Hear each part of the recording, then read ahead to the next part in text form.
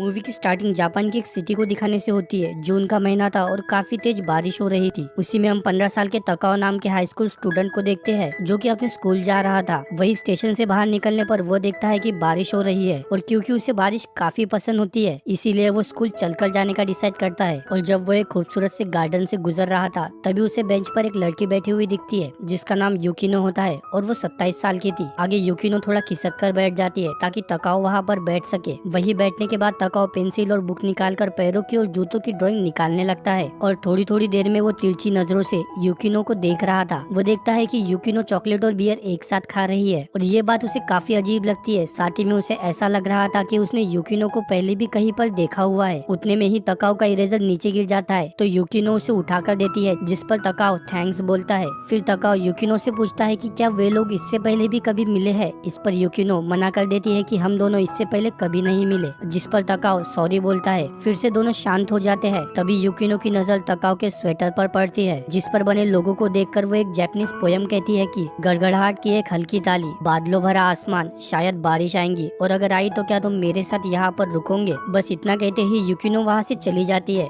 फिर scene shift होता है और हम तकाओ को खाना बनाते हुए देखते हैं। तभी उसका बड़ा भाई घर पर आता है। वो तकाओ से उनकी माँ के बारे में पूछता है कि वो कहाँ पर है। इस पर तकाओ कहता है कि वो घर छोड़कर चली गई है और उन्होंने एक लेटर लिखा है कि कोई उन्हें ढूंढने की कोशिश ना करे। जिसे सुनकर तकाओ का भाई कहता है कि उन्हें कुछ दिनों तक अपने बॉयफ्रेंड के साथ रहने दो, वो अपने आप घर पर आ जाएंगी। और फिर उसके बाद जब दोनों भाई डिनर कर रहे थे तभी तकाओ का बड़ा भाई कहता है कि वो अपनी गर्लफ्रेंड के साथ एक दूसरे घर में शिफ्ट होने वाला है। जिसे सुनकर तकाओ कहता है कि शायद यही बात सुनकर माँ उन्हें छोड़कर चली गई है। और गाइस ये बात काफी हद तक सच भी होती है। इसके बाद जब तकाओ अपने रूम में हैंडमेड शूज बना रहा था तभी उसका भाई वहाँ पर आता है और वो तकाओ से उसका सामान शिफ्ट करने के लिए मदद मांगता है, जिस पर तकाओ हाँ में जवाब देता है। आगे तकाओ अपने भाई को यूकिनो ने बताई हुई पोयम के बारे में पूछता है लेकिन उसके भाई को इसके बारे में कुछ भी पता नहीं होता और वो कहता है कि माँ के वापस आ जाने पर तुम उनसे पूछना, उन्हें जरूर इसके बारे में पता होगा। वही अगले दिन फिर से बारिश शुरू हो जाती है जिसे देखकर तकाओ किसी कारण से खुश हो जाता है और फिर भागता हुआ वापस उसी गार्डन में आता है जहाँ पर यूकिनो पहले से ही बैठी हुई थी। दोनों एक दूसरे को गुड मॉर्निंग कहते हैं। आगे तकाओ एक बार फिर तिरछी नजरों से यूकिनो के पैरों को देख रहा था लेकिन इस बार वो उसकी ड्राइंग बनाता है। तभी यूकिनो उससे पूछती है कि क्या आज उसका स्कूल नहीं है। इस पर तकाओ जवाब देने के बजाय यूकिनो से ही पूछता है कि क्या आज उसका ऑफिस नहीं है, जिस पर यूकिनो कहती है कि आज उसका ऑफिस जाने का मन नहीं कर रहा है। जिसे सुनकर दोनों भी मुस्कुराते हैं। और वही बारिश रुकने के बाद जब तकाओ वहाँ से जा रहा था तभी यूकिनो पूछती है कि क्या अब तुम स्कूल जा रहे हो। इस पर तकाओ कहता है कि मैंने एक रूल बनाया है कि जिस दिन बारिश होगी उस दिन मैं स्कूल नहीं जाऊंगा और क्योंकि अब बारिश रुक चुकी है तो मुझे स्कूल जाना पड़ेगा। जिसे सुनकर यूकिनो हंसने लगती है और कहती है कि इसका मतलब हम फिर से मिलेंगे क्योंकि कभी ना कभी तो बारिश होंगी ही। आगे हम देखते हैं कि जिस दिन बारिश हुआ करती है उस दिन तकाओ और यूकिनो गार्डन में मिला करते थे और जिस दिन बारिश नहीं होती थी उस दिन तकाओ स्कूल जाता था और इवनिंग में पार्ट टाइम जॉब भी करता था। यही सिलसिला आगे आने वाले कई दिनों तक चलता है। ऐसे ही करके एक दिन तकाओ यूकिनो को बताता है कि उसे एक शू डिजाइनर बनना है। हालांकि वो इस काम में इतना अच्छा नहीं है लेकिन फिर भी वो इस काम को अपना करियर बनाना चाहता है। वो ये भी कहता है कि आज तक उसने ये बात किसी को नहीं बताई लेकिन किसी कारण से मुझे तुम्हें बताने की इच्छा हुई तो मैंने बता दी। आगे हम देखते हैं कि घर पर खाना बनाने और पार्ट टाइम जॉब की वजह से तकाओ अक्सर स्कूल में लेट आता था जिसके कारण उसके टीचर उसे काफी सुनाते हैं। वही यूकिनो से मिलने की वजह से तकाओ को एहसास होता है कि वो रात में सोने से पहले और सुबह उठने पर बारिश की दुआ मांगा करता है। तकाओ के लिए यूकिनो किसी रहस्य से कम नहीं होती। वो बड़े लोगों की दुनिया में रहती है जहाँ तक तकाओ को पहुँचने के लिए काफी मेहनत करनी पड़ेगी जिसके लिए वो तैयार होता है। इसके बाद अगले दिन फिर से तकाओ और यूकिनो गार्डन में मिलते हैं जहाँ पर तकाओ अपनी ड्राइंग कर रहा होता है। तभी यूकिनो पीछे से आकर उसकी ड्राइंग देखने लगती है लेकिन तकाओ झट से अपनी ड्राइंग बुक बंद कर देता है, मीनिंग कि वो अपनी ड्राइंग किसी को नहीं दिखाना चाहता। आगे तकाओ लंच बॉक्स निकाल कर कहता है कि उसने आज उसके लिए भी लंच लेकर आया है लेकिन यूकिनो कहती है कि आज वो अपना लंच बॉक्स साथ लेकर आई है। जिसे सुनकर तकाओ दंग रह जाता है क्योंकि उसे लग रहा था कि यूकिनो कुक नहीं कर सकती लेकिन यूकिनो कहती है कि वो कभी कभी कुक कर लेती है। और जैसे ही वो अपना लंच बॉक्स ओपन करती है तकाओ देखता है कि उसमें वही डिश थी जो उसकी मॉम बनाया करती थी, इसीलिए वो उसमें से एक बाइट निकाल कर खा जाता है। हालांकि यूकिनो उसे रोकने की कोशिश कर रही थी। वही तकाओ को खाने का टेस्ट जरा भी अच्छा नहीं लगता और यूकिनो उसे यही बात बताना चाह रही थी कि वो अच्छा खाना नहीं बना पाती लेकिन फिर भी तकाओ यूकिनो का मन रखने के लिए कहता है कि खाना काफी अच्छा बना है। आगे जब खाना खा के तकाओ सो रहा था तभी यूकिनो उसकी ड्राइंग बुक देख लेती है। फिर हम यूकिनो को उसके घर में देखते हैं जहाँ पर वो अपने एक्स बॉयफ्रेंड से बात कर रही थी। दोनों की बातों से हमें पता चलता है कि यूकिनो को टेस्ट डिसऑर्डर नाम की बीमारी है जिसके कारण उसे खाने का टेस्ट बराबर से समझ में नहीं आता। साथ ही में ये भी पता चलता है कि यूकिनो और उसका बॉयफ्रेंड एक ही जगह पर काम करते हैं और यूकिनो ने काफी टाइम पहले ही अपनी जॉब छोड़ दी थी, बस उसका रेजिग्नेशन देना बाकी है। जिस पर उसका बॉयफ्रेंड कहता है कि मैं रेजिग्नेशन की सारी फॉर्मेलिटीज पूरी कर दूंगा, तुम्हें बस आकर पेपर साइन करने होंगे। और यहाँ पर हमें ये भी पता चलता है कि यूकिनो जॉब इसीलिए छोड़ रही है क्योंकि वहाँ पर उसके और उसके बॉयफ्रेंड के बारे में कोई अफवाह फैली थी और इसी कारण से उसे अपनी जॉब छोड़नी पड़ी। उसके बाद अगले दिन हम यूकिनो को टकाओ के साथ गार्डन में देखते हैं, जहाँ पर यूकिनो टकाओ को एक हैंडमेड शूज बनाने वाली बुक गिफ्ट में देती है, जिसे देखकर टकाओ काफी ज्यादा खुश हो जाता है और कहता है कि ये बुक सस्ती नहीं होंगी और अब वो इसमें से पढ़कर एक होममेड शूज बना सकता है। आगे वो ये भी कहता है कि वो लड़की के शूज बनाने का ट्राई कर रहा है, लेकिन उसे साइज समझने में दिक्कत आ रही है, जिसे सुनकर यूकिनो जूते निकालकर अपने पैर आगे करती है ताकि तकाओ उसके पैरों का नाप ले सके और उसके लिए जूते बना सके। तो तकाओ ऐसा ही करता है और उसके पैरों का नाप लेने लगता है, जिसके कारण यूकिनो काफी ज्यादा खुश हो जाती है और तभी वो तकाओ को कहती है कि मुझे पता भी नहीं चला कि मैं कब आगे निकल आई। जिसे सुनकर तकाओ कहता है कि क्या वो अपने जॉब के बारे में बात कर रही है। इस पर यूकिनो हाँ बोलती है कि वो जॉब के साथ साथ और कई बातों के बारे में बात कर रही है। इस पर तकाओ सोचता है कि यूकिनो कितनी अजीब है और उसे उसके बारे में कुछ खास पता नहीं है। इसके बाद अगले दिन से बारिश बंद हो जाती है और कई दिनों तक आसमान साफ रहता है। यूकिनो मन में ये सोचकर खुश हो रही होती है कि तकाओ अब स्कूल जा रहा होगा, लेकिन फिर भी वो भगवान से दुआ करती है कि बारिश कभी ना रुके। वही दूसरी तरफ तकाओ अपने भाई की शिफ्टिंग में मदद कर रहा होता है और उसके वहाँ से जाने के बाद उसका भाई अपनी गर्लफ्रेंड को बताता है कि तकाओ होममेड शूज बनाने का काम करता है, जिसे सुनकर उसकी गर्लफ्रेंड काफी खुश होती है कि ये काम काफी अच्छा है। लेकिन तकाओ का भाई कहता है कि ये बस उसकी इच्छा है, लेकिन वो इसे अपना करियर नहीं बना सकता और जल्द ही उसे इसका एहसास हो जाएगा। इसके बाद समर वेकेशन स्टार्ट हो जाती है और तकाओ और भी ज्यादा पार्ट टाइम काम करने लगता है ताकि वो होममेड शूज बनाने के लिए जरूरी सामान खरीद सके। साथ ही में उसे यूकिनो की भी याद आती है, लेकिन वो अपने आप को गार्डन में जाने से रोका करता है, ये सोचकर कि ये सिर्फ उसका बचपना है। दूसरी तरफ हम यूकिनो को देखते हैं, वो काफी उदास रहने लगी थी। साथ ही में वो भी सोच रही थी कि अब उसे उसकी लाइफ में आगे बढ़ना होगा। उसके बाद हम यूकिनो को गार्डन में बैठकर बियर पीते हुए देखते हैं। अगले सीन में हम देखते हैं कि समर वेकेशन खत्म हो जाने के बाद जब स्कूल फिर से स्टार्ट होते हैं, तब तकाओ के दो फ्रेंड्स उसके पास आकर कहते हैं कि उन्होंने वेकेशन में काफी ज्यादा एंजॉय किया है और तकाओ से पूछने पर वो बताता है कि उसने पूरा summer vacation part time job में बिता दिया है क्योंकि होममेड शूज बनाने में उसे काफी ज्यादा पैसों की जरूरत थी। और जब वो तीनों बात करते हुए जा रहे थे तभी स्टाफ रूम का दरवाजा खुलता है और उसमें से यूकिनो बाहर आती है। यूकिनो और तकाओ एक दूसरे को देखकर वहीं पर रुक जाते हैं। आगे जब तकाओ की फ्रेंड यूकिनो से बात कर रही थी तभी तकाओ को पता चलता है कि यूकिनो आज 5th पीरियड के बाद स्कूल छोड़कर जाने वाली है, जिसे सुनकर वो दंग रह जाता है। दोस्तों, इससे हम समझ पाते हैं कि यूकिनो हमेशा से तकाओ के स्कूल में ही टीचर का काम करती थी और शायद इसीलिए तकाओ को फर्स्ट टाइम यूकिनो को देखकर ऐसा लगा था कि वे लोग पहले भी मिल चुके हैं। और फोन पर यूकिनो अपने एक्स बॉयफ्रेंड से इसी स्कूल से रिजाइन करने के बारे में बात कर रही थी। शायद यहाँ पर कुछ जरूर हुआ होगा जिसके कारण यूकिनो को रिजाइन करना पड़ा। और यूकिनो पहले से जानती थी कि तकाओ उसी के स्कूल का स्टूडेंट है, लेकिन इसके बावजूद उसने तकाओ को सच्चाई कभी नहीं बताई। आगे तकाओ को अपने फ्रेंड्स से पता चलता है कि यूकिनो की उनके सीनियर स्टूडेंट्स के साथ नहीं बनती थी क्योंकि सीनियर स्टूडेंट्स के ग्रुप में से एक लड़की के बॉयफ्रेंड को यूकिनो पसंद आ गई थी, जो कि उस लड़की को जरा भी अच्छा नहीं लगा और इसीलिए उसने यूकिनो के खिलाफ स्कूल में गलत गलत अफवाहें फैलाना स्टार्ट कर दी। और वो अफवाह इतनी ज्यादा बढ़ गई कि यूकिनो के पेरेंट्स को उसके बारे में पता चल गया, लेकिन स्टूडेंट्स को सच्चाई पता थी। इसीलिए उन्होंने प्रिंसिपल को उसकी कंप्लेंट की, लेकिन प्रिंसिपल ने पुलिस को नहीं बुलाया क्योंकि स्कूल की रेपुटेशन खराब हो जाती। जिसके बाद तकाओ उनसे उन लड़कियों का नाम पूछता है जो कि उसके सीनियर्स थे, जिनके पास जाकर तकाओ उस लड़की को यूकिनो से माफी मांगने का कहता है, जिस पर वो लड़की यूकिनो के बारे में काफी बुरा बोलने लगती है, जिसे सुनकर तकाओ उस लड़की को एक चाटा मारता है और ये देखकर उस लड़की का बॉयफ्रेंड तकाओ को पीट देता है।